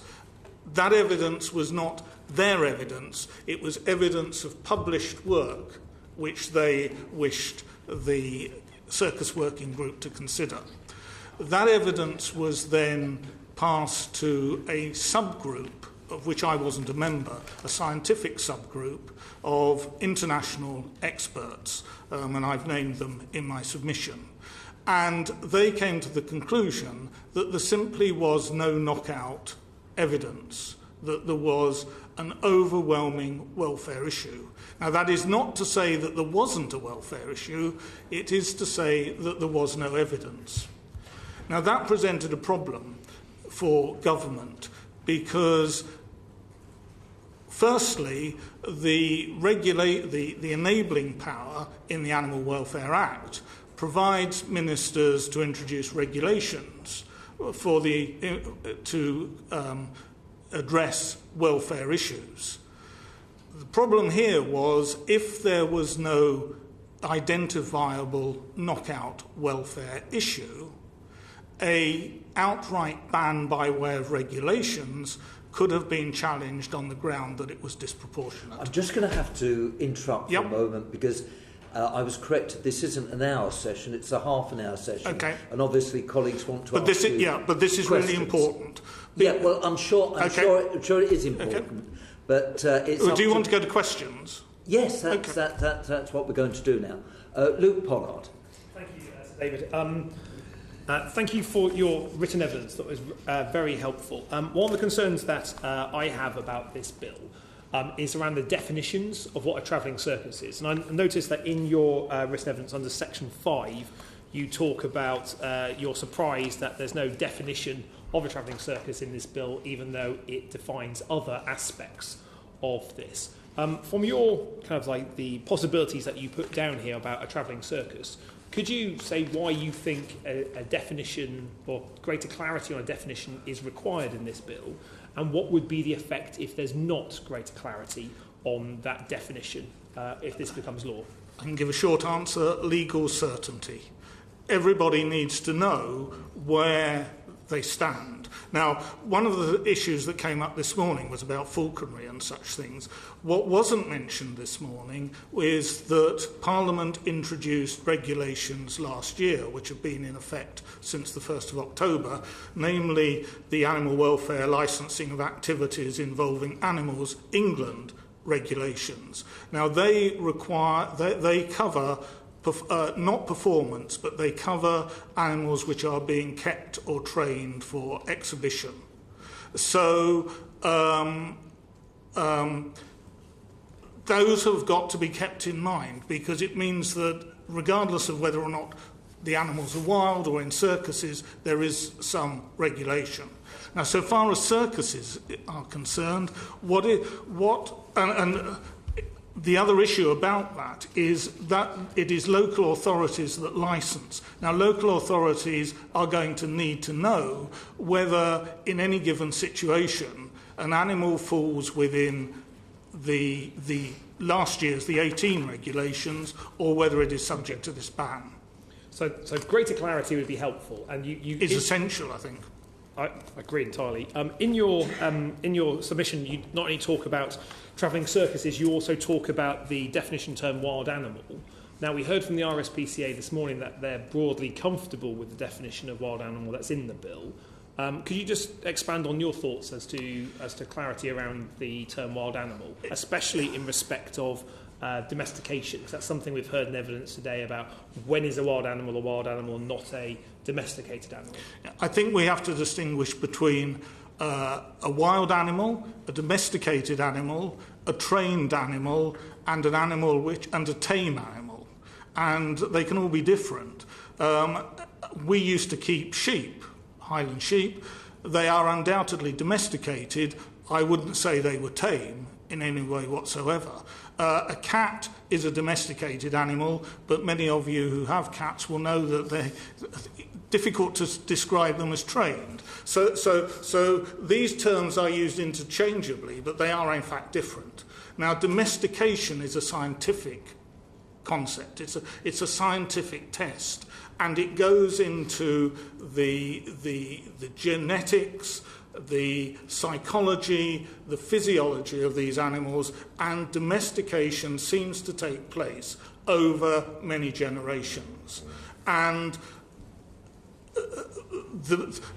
the Welfare Act uses the term not commonly domesticated in the British Islands, and that is also what appears in this bill. Yeah. It's one of those terms where we all think it knows what it means, but when you look at the detail and look at particular cases, because domestication doesn't turn on geography, it turns on the state of the individual animal. And an animal which is domesticated will be domesticated, in scientific terms, will be domesticated wherever it is. Can I just ask one final quick question, as we have your expertise in front of us? When you said not commonly, in the bill it says not commonly domesticated, and actually one of the areas we looked at is whether it should be the word commonly or normally in relation to that. From your point of view, is there a legal difference between those two aspects, if you're looking for legal certainty? They're not terms of legal art. It would be for a court to decide. But I think, again, certainty. Mrs MacManus talked about the racing camels. Now, we go to our local agricultural show every year 20 miles north of Inverness. And either 2 or 3 years ago, there were racing camels there. Now, they were, I would assume, on an itinerary, on a tour. They wouldn't normally have been regarded as a circus performance or a circus undertaking. It was a troop of camels. So, again, Parliament needs to decide. It needs to decide whether it thinks there is an ethical argument for the ban, and that is a matter of judgment. And if there is, it then needs to make very clear definitions in the legislation of the animals, the context, the definitions. Thank you. Otherwise, it's going to be a mess. Mr. Radford, I shall try to ask 3 brief questions because I know that other colleagues are going to come in and we've got less than 20 minutes to go. Just to put it crudely, what is wrong with keeping a camel, a zebra or a raccoon if in the same circus there are horses, but also if we as a society raise chickens and pigs in frankly sometimes some quite cruel circumstances and then we just eat them at the end of it? I'm here as a lawyer, not an ethicist or a scientist, but it's quite clearly open to society to make a judgment on and decide that all those are unacceptable, that some of them are unacceptable, or none of them are unacceptable. My understanding of the argument so far as wild or non-domesticated animals in circuses is concerned is that there is a view which seems to be shared in Parliament and amongst elements of the public that it's no longer acceptable, time has moved on, that these non-domesticated animals should be used for performance and entertainment in this way. Second question then, moving on from that, what does we've had lots of conversations about polling. What do you think the polling actually suggests as to the public mood? The true public mood over a period of years maybe, and also what can you say about the public perception versus the human rights of circus owners, because clearly we are shifting the balance against circus owners in relation to 19 animals in this country, including a couple of raccoons, a zebra, the odd camel or 2. I would answer that by giving examples of where attitudes have changed. Fur farming is a very good example. Fur farming was considered to be a perfectly acceptable agricultural undertaking. Parliament decided that it should be banned in earlier this century, in 2000. The situation with hunting with hounds, not outlawed altogether, but put on a different basis because public opinion, public perception moved on. I'm not in a position to give you different percentages, but clearly that's up to Parliament, you as our representatives, to make that judgment. Do you have an opinion on it now here? Sorry, on what? Well, there's a balance, we're shifting the balance, so there's a public perception. Yeah. Do you know what the polling is over approval ratings or disapproval ratings of, quotes, wild, unquotes, animals in circuses, and how do you think that fits in with the human rights agenda, considering that we use animals for food, for entertainment and other things in this society anyway? So where is that balance? My personal opinion is that the first thing that is important is trying to provide an animal with a decent standard of life. Whether that can be done in a circus or not is not for me to decide, it's for Parliament to decide. Okay, so you don't have an opinion on that. Okay, brilliant, thank you. Finally, I do have an opinion, but I'm not here, I'm here as a lawyer. Okay, fair enough. I don't know if you can answer this, then let me try you with one other. NGOs say keeping wild but trained animals in circuses is cruel. We heard that very clearly this morning. The circus folk that we've heard this afternoon say it isn't. Do the NGOs make a good point, or do you think this is part of a journey where animals are effectively anthropomorphized, that we're projecting free choice and other human characteristics on animals, and clearly this is part of an agenda which may or may not see the outlawing of falconry or bird shooting for sport in the years to come. Would you like to... Circuses have been subject to an offence of cruelty over a good number of years, going back to 1835. Standards, however, have changed during that time. Welfare is about... circuses have been subject to the welfare provisions since 2006. Let me give you an example of how attitudes change. Not to do with circuses, but I think it illustrates the point. When I was young, if there was an unwanted litter of puppies or kittens on a farm in Cambridgeshire where we lived, it would be standard that weren't wanted. They would have been drowned in the water butt. That was considered. What else would you do? Now that is an offence of causing unnecessary suffering, not because the law has changed. The term unnecessary suffering is exactly the same. What has changed are public perceptions, public attitudes. So it's about judgment, it's about attitudes. Thank you. Sandy Martin. Thank you, Mr. David. Mr. Radford, in your first answer, you were getting to the stage where you were telling us about the need for primary legislation in order to make this bill, in order to make this ban work. And in the first sessions of evidence that we took today, I was asking about the need for, we were discussing, several people mentioned it, the need for some provision for removing animals from circuses in extremis if there was no other way of dealing with it, and to make sure that those animals were cared for. In your view, will it be more effective if those provisions were actually in the bill rather than simply being as guidance? Yes, I think as much as can go in the bill as possible, because guidance can be helpful, but it is not the same as legislative provisions, as you well understand. So far, the issue of how quickly a ban could be introduced was raised earlier on. My view would be that those who have a licence to use wild animals are entitled to have a legitimate expectation that that licence will remain in place until it expires, and could have a claim for compensation if it was stopped earlier. Thank you. But they have there's no expectation beyond the lifetime of the present licences. Thank you very much. Sir Oliver Hill. Do you think the definition of wild animal in the bill is sufficiently clear? And I'll just make a couple of points. We've heard in birds, for example, that canaries and budgies are considered to be domesticated in Great Britain, but parrots aren't.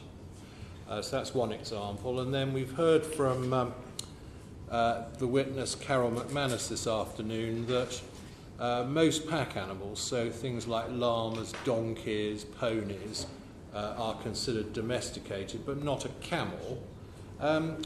What's your take on that? I mean, does this adequately clarify it to say an animal of a kind which is not commonly domesticated in Great Britain, when really some of these may be domesticated, but perhaps just not seen in Britain much?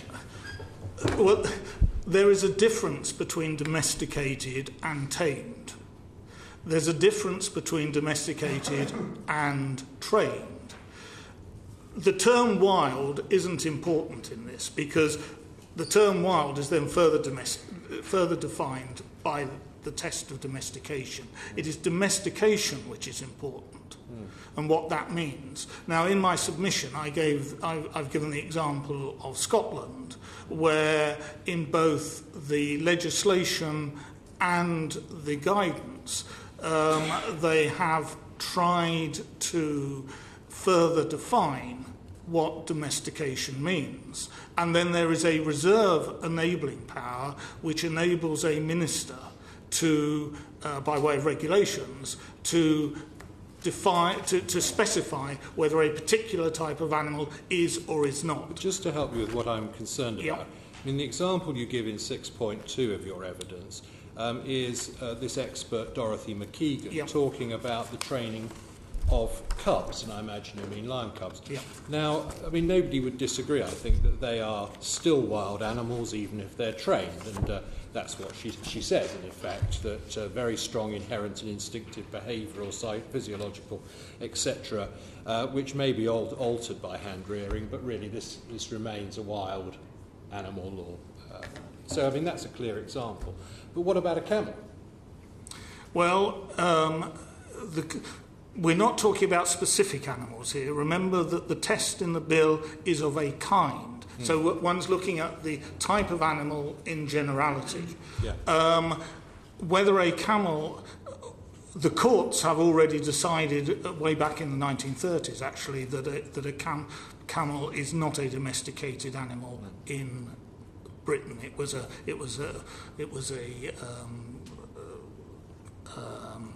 negligence case. It wasn't animal welfare. But they said that a camel could not be regarded. So you don't think there's any danger here that yes, I do. We'll get cases about camels and parakeets? Absolutely. If the concept of domestication isn't clearly defined.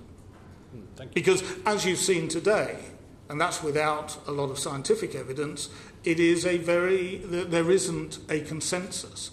It's one of those words we all think we know what it means, but once you start to drill down, it can mean very different things to very different people. I mean, I think it's pretty easy with a lion and probably a zebra, but once you get on to some of these other animals, it can be a bit more difficult. Yes, I agree. Well, if there are no further questions, then Minister. Great. Just one question, and thanks again for contributions today. There has been a debate around police powers and whether there should be constables able to inspect properties, as you probably heard in earlier sessions today. But could you confirm, given your understanding, that within the Animal Welfare Act 2006, police do have powers to intervene in welfare situations? And also that the courts can also seize and disqualify?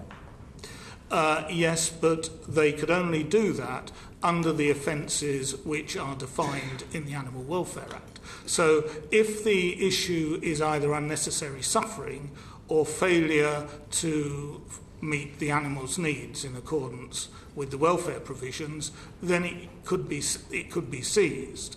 If there were no welfare or suffering issues and the potential offence was simply that the animal was within the circus and that went against the ban, I would doubt whether the courts would allow, because the seizure under the Animal Welfare Act is on the basis of having or being alleged to have committed an offence under the Welfare Act, and the offence here would be under this legislation, not under the Welfare Act. Thank you. Well, Mr. Radford, I do thank you for the time that you spent with the committee this afternoon and for the expert evidence that you've given us. So thank you very much indeed. Sorry? I hope it's of some assistance. No, it certainly is. And colleagues, just to remind you that the committee stage starts tomorrow at 9:25. It runs till 11:25 in committee room 12, and the afternoon session starts at 2 o'clock. I invite the government whip to move the adjournment. I beg to move that the committee does now adjourn. The question is that the committee do now adjourn. As many as are of that opinion say aye. Aye. To the contrary, no, I think the ayes have it. The ayes have it. Order, order. Boothroyd Room.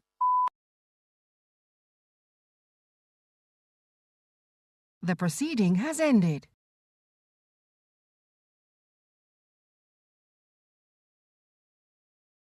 The proceeding has ended.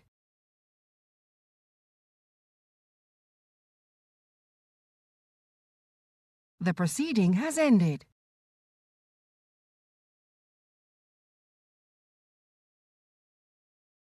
The proceeding has ended.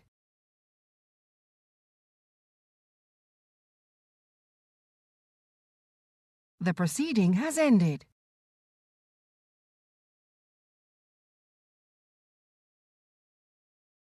The proceeding has ended.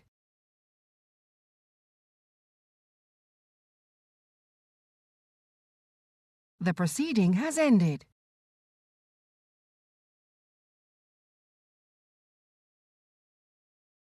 The proceeding has ended.